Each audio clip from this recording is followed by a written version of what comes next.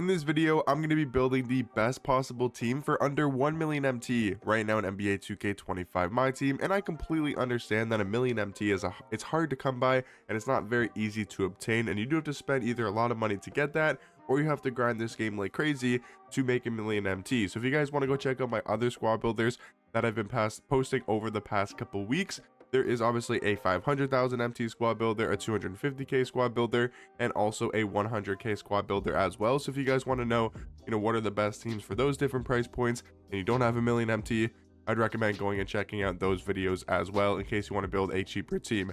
But for million MT, I think you're able to build a really good squad in this game.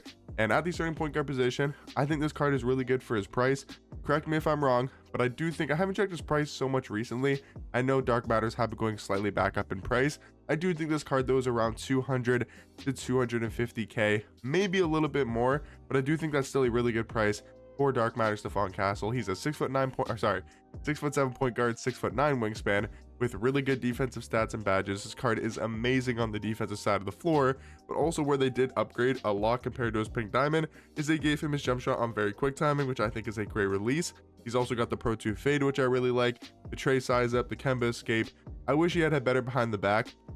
I'm personally not a huge fan of the Tatum behind the back, but I really like the escape, I really like the size up and the dribble style. The Pro 2 fade is great to have. He's a great slashing card, and for me personally, I love the pink diamond Stephon Castle. His Dark Matter is a lot better in my personal opinion, just because obviously it's a huge upgrade going to a pink diamond all the way up to a Dark Matter. So starting point guard, yes, we're spending quite a bit of MT, but I think with a team like this, million MT to spend, it really just comes down to like, where do you want to put your MT into? And I think at the point guard position, it's nice to have that tall point guard that plays really good defense. And for example, at shooting guard, we can spend 30,000 MT on pink diamond Dr. J, and I feel like we can get away with that. We don't really need to go spend the 500,000 MT on a Kawhi or these top tier shooting guards, because for example, our backup shooting guard we'll talk about in a second is going to be pink diamond Rocco, who yes isn't Kawhi Leonard, but like, I mean, he does basically the same thing as Dark Matter Kawhi.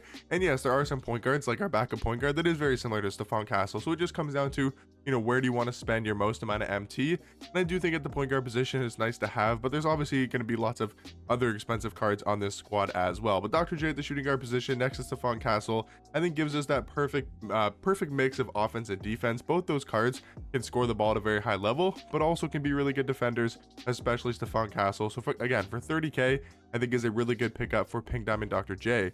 Now at starting small forward, I was thinking, do I use the Dark Matter Michael Beasley? Because we could probably afford this card, when we're talking about a million MT squad builder. He's about like 500, 600, maybe 650 at the most, and you could afford that for a type of team like this. But it's just like, I don't know if it's worth it. I think for a squad when you only have a million MT taking up over half your budget on one single card, I just don't think it's worth it unless it's like a crazy best card in this game, huge difference compared to its other card. Like this card is 50k or 40,000 MT, depending when you're looking on the auction house, because he's been going down in price with those super packs, right? So it's like 50k, we'll say, compared to 500,000 MT. I just don't see the difference. Again, for a squad like this, if you're trying to build the best team in the game and you have millions of MT to spend, yeah, go pick up the Dark Matter. It's definitely a better card than the pink diamond. But I think for a team like this, the pink diamond just makes so much more sense because of the fact that he's 50k MT and he does what, 85% of what the Dark Matter does. Like if we compare the cards here quickly, right, the Dark Matter is 100% better without a doubt, right? Defense is a lot better, like +5 block, +2 steal, +2 perimeter, +8 interior defense. But are those like crazy differences that are like, insane? No, I don't personally think so. The driving dunk's the same, the 3 balls +2, the ball handles +8, which yes, that's a huge upgrade, and then +4 to the speed with ball. Yeah, the badges are obviously better, especially defensively. Getting Hall of Fame defensive badges is really nice. I do wish this card did have on-ball menace on Hoff, but at least he's got it on gold. So it's like, yeah, a huge upgrade, stats and badges wise, and then animations wise, yeah, like he has Pro 2 fade, but it's like the Cameron Thomas fade is also really good, but yeah, he's got a jump shot on very quick compared to quick timing. Dribble 6 wise, Kemba escape compared to D-Book escape, I do think is better for the Dark Matter. So yeah, the Dark Matter is 100% a better card. Is he worth the price tag upgrade? I personally don't think so. Again, for a team like this, So I do think Michael Beasley is going to be our starting small forward for about 40 to 50,000 MT.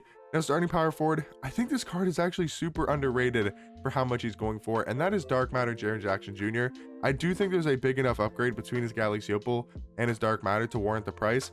This card's jump shot is so much faster on very quick timing. I don't personally know why, but I feel like it's a lot better of a jump shot. The stats aren't anything crazy. I mean, the defense is barely better stats wise, right? I think dunk wise is a little bit better. The 3 balls +4. Badges wise, he has 6 more Hall of Fames. Again, not a huge difference there, but like glove is good. Challenger going from nothing to Hall of Fame is really good. Getting Hall of Fame on ball menace is nice.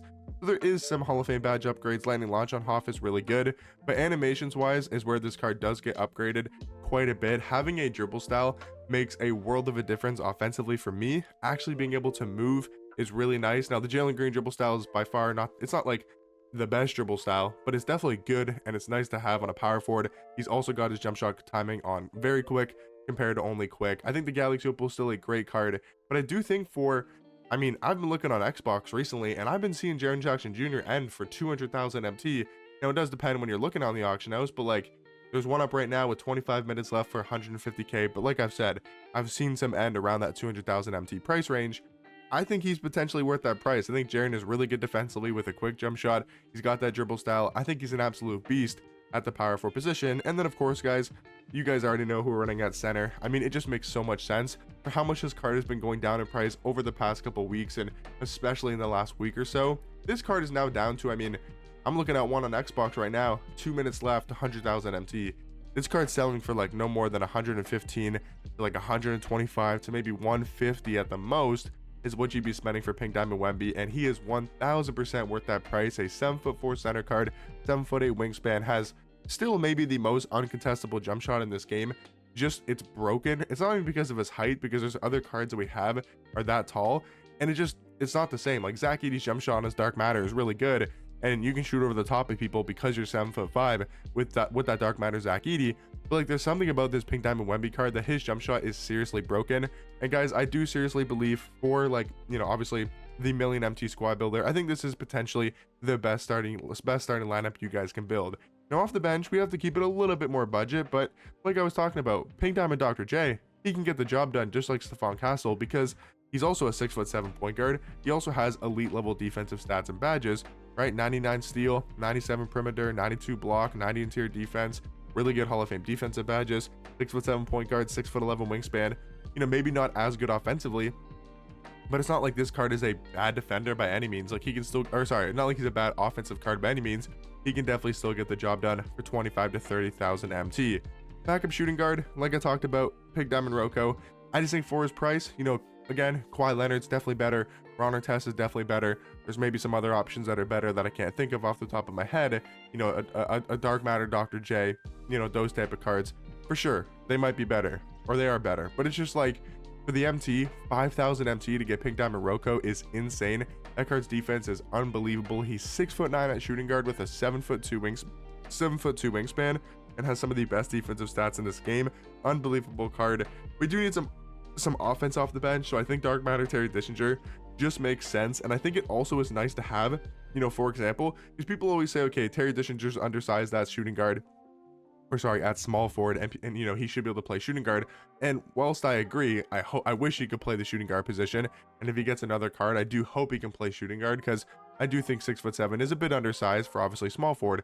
But for example, with a team like this, if you just swap this around, run Rocco at small forward, run Terry at shooting guard in game, basically, like switch Terry onto the shooting guard, switch Rocco onto the small forward if you're worried about height, and it's the exact same height as our starting lineup, 6'7" at shooting guard, 6'9" at small forward. So it's like, to me, I understand the argument that he's undersized and that's why people don't like this card, but just run a tall shooting guard like Rocco next to him. And it's also a perfect pairing because Terry Dishinger is elite offensively while still being a good defender, but Rocco can make up for his lack of defense and his lack of size at small forward, but Terry can give you that offense that you need around Rocco, because Rocco's not a great offensive card when it comes to like handling the basketball, shot creating, and scoring the ball. So now you have Terry Dishinger who can do exactly that with an elite level jump shot, good dribble sigs. So overall, I think this is a really good pairing here at the backup shooting guard and small forward position. And Terry Dishinger is around 100,000 MT, maybe a little bit more, like 125k at the absolute most. Backup power forward is going to be Galaxy Opal Dino. This card, so good at power forward. I feel like he's the perfect glue guy at the power forward position. He just seems to do everything well. You know, he rebounds the ball well, he plays good defense, he's got a good jump shot, really good player building game as well for Dino Raja with that 7'3" wingspan. And then guys, for the backup center, I like to run Galaxy Opal Roy Hibbert. Now I will give you guys some other center options in case you don't like Roy Hibbert. I think cards like Pink Diamond Eddie Curry are really good.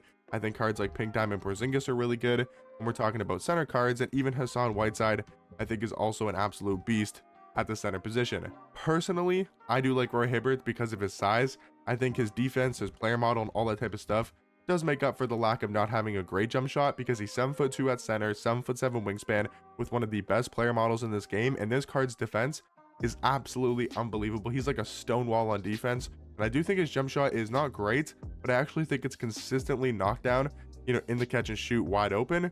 That's just me personally, but wanted to give you guys some other center options to run as well in case you don't like his jump shot. But yeah guys, that's going to be the best team in this game for 1 million MT. Let me know in the comment section down below, what do you guys think about this squad? What would you guys change about it? But hopefully you guys found this video helpful, and I'll catch you guys in the next one. Peace.